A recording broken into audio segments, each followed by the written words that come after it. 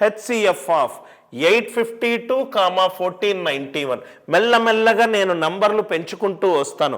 ఒక non maths స్టూడెంట్కి ఎట్లయితే స్లోగా ఇన్పుట్ ఇచ్చి అతన్ని మ్యాథ్స్ ఫేవరెట్ అయిన స్టూడెంట్కి కాంపిటీటర్గా తయారు చేస్తాను సార్. HCF of 852, 1491. ఆన్సర్ ఏముండాలి? Less than are equivalent to 852 ఉండాలి, మళ్ళీ దానికి కారణాంకమై ఉండాలి.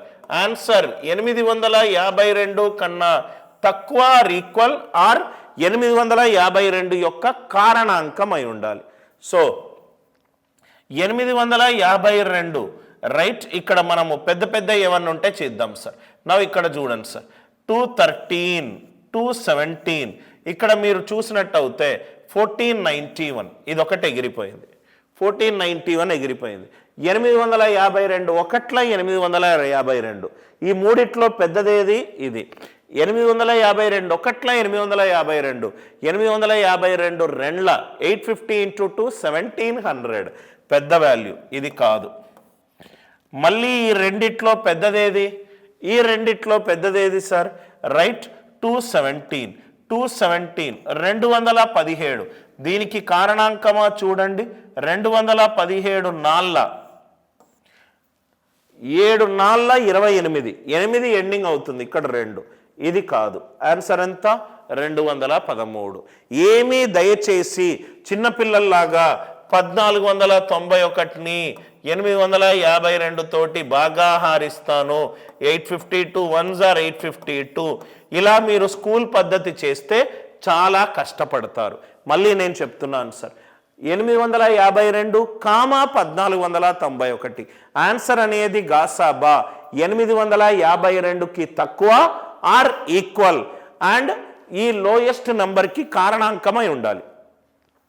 1491 కానే కాదు. ఈ 3 నంబర్లలో ఏదో ఒకటి అయి ఉంటుంది. హెచ్ అంటే హైయెస్ట్, పెద్ద నంబర్ తీసుకున్నాను 852. 852 రెండ్ల 852s are 1700. 1700 కంటే ఎక్కువ. ఇది కాదు. 217. ఇక్కడ మీరు చూస్తే చూడండి సార్ ఒకసారి. 217 అంటే ఇది 7 × 31. ఆన్సర్ 7 తోటి బాగా హారిస్తే, ఆన్సర్ 7 తోటి బాగా హారిస్తే ఇన్పుట్లో ఉన్న నంబర్ 7 తోటి బాగా హారించాలి. ఇక్కడ చూద్దాం. 7 ఒకట్ల 7 15. 7 రెండ్ల 14. 12. 7 రెండ్ల 14 కాట్లేదు. ఆన్సర్ 7 తోటి పోయినప్పుడు ఇది కూడా 7 తోటి బాగా హరింపబడాలి, ఇది కూడా బాగా హరింపబడాలి. సో ఇది 7 తోటి బాగా హరింపబడట్లేదు. అలా కూడా మీరు చూసుకోవచ్చు. Are you all with me? R unit అంకే చూసుకున్నాను సార్. 217 7 నాళ్ళ 28. 8 తోటి ఎండ్ అవ్వట్లేదు. Are you all with me? I hope the logic it is very much clear. Fundamentals మీదనే ఉండాలి. నవ్వు ఇక్కడ చూద్దాం సార్. HCF of 875. ఇట్లా మీకు క్లాసులు వినే కొద్దీ మీ మైండ్ అలానే ఆలోచిస్తుంది సార్. HCF of 875, 1225. ఆన్సర్ అనేది less than are equivalent to factor of 875 ఉండాలి. 875 అయి ఉండాలి. 875 రైట్. 875 రెండ్ల 1600 దాటింది. ఇదైతే ఆన్సర్ కాదు. 35 245. 35 245 రైట్. నవ్వు ఇక్కడ చూడండి సార్. 35 245. 35 245. ఈ దీంట్లో హెచ్ అంటే హైయెస్ట్. హెచ్ అంటే హైయెస్ట్. 35, 245. 245 అంటే ఎంత సార్? 5 × 49. ఇదెంత సార్? 5 × 7. 245. మూడులు ఎంత అవుతుంది? 3 వేసుకుంటే 245. 245 3s are 735. 875 రైట్. నవ్వు ఇక్కడ చూడండి సార్. 875 and 1225. 245 3ల 735.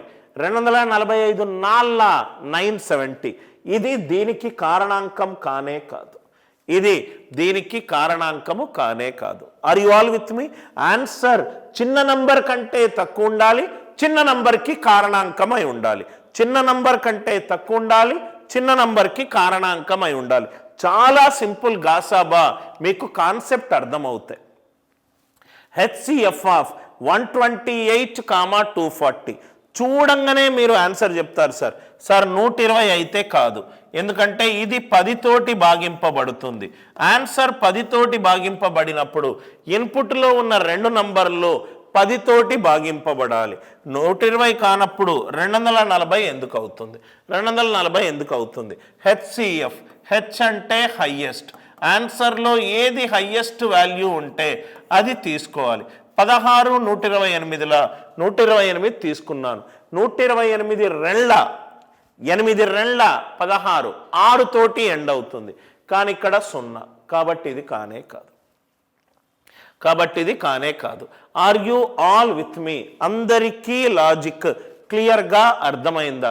సార్ ఎందుకు సార్ 128 కాదు? ఇది ఆన్సర్ 128 అంటే ఈ రెండిటిని 128 బాగా హారించాలి. 128 ఒకట్ల 128, 128 రెండ్ల 240 కానే కాదు. Are you all with me? Answer రెండే 2 కాన్సెప్ట్లు సార్. ఆన్సర్ గనక ఒక నంబర్ తోటి బాగా హారింపబడితే ఇన్పుట్లో ఉన్న అన్ని నంబర్లు ఆ నంబర్ తోటి బాగా హారింపబడాలి. First point. సెకండ్ పాయింట్ వచ్చేసరికి ఆన్సర్ ఎప్పుడూ కూడా చిన్న నంబర్ కంటే తక్కువ ఉండాలి, దానికి కారణాంకం అయి ఉండాలి, దానికి కారణాంకం అయి ఉండాలి. ఇది చూడండి సార్, హెచ్సిఎఫ్ ఆఫ్ 117, 455 చూడంగానే ఈ ఆన్సర్ పోయింది. చూడంగానే మనకు ఈ ఆన్సర్ పోయింది. ఎందుకు పోయింది సార్? 5 తోటి బాగా హరిస్తున్నాను, ఇది కూడా పోయింది. దీనికి డిజిటల్ సమ్ 9, దీనికి డిజిటల్ సమ్ 9 కాదు. ఆన్సర్ 17 గనక అవుతే 17 117ని బాగా హారించట్లేదు.